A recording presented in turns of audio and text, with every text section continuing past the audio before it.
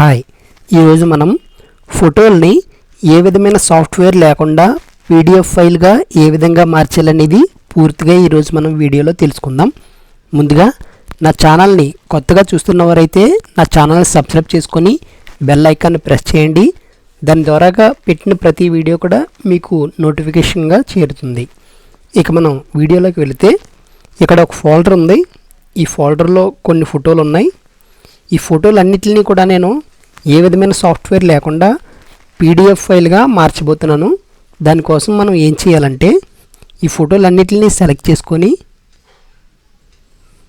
ఫోటోలన్నిటిని select చేశాను.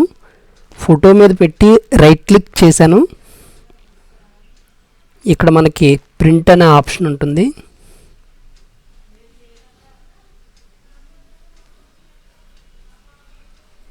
Print అనే option వస్తుంది.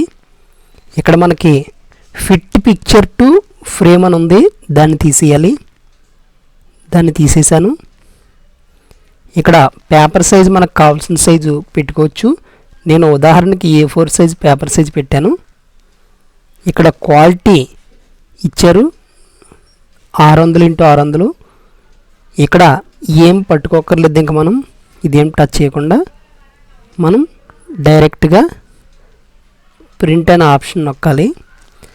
మనం ఎక్కడైతే లొకేషన్ సేవ్ చేద్దాం అనుకుంటున్నామో అది సెలెక్ట్ చేసుకొని ఫైల్కి ఏదైనా మనం పేరు ఇచ్చుకోవాలి. నేను ఉదాహరణకి 1 2 3 4 అని పేరు ఇస్తున్నాను.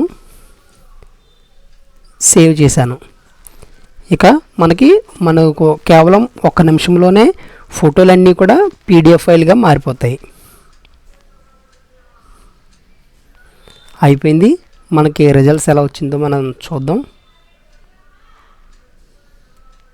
ఇక్కడ 1 2 3 4 అని ఇచ్చాను.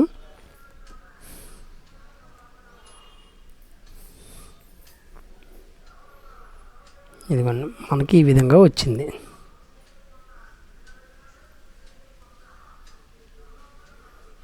పీడిఎఫ్ ఫైల్గా మారిపోయింది. దీనికోసం మనం ఏ విధమైన సాఫ్ట్వేర్ కూడా ఉపయోగించక్కర్లేదు.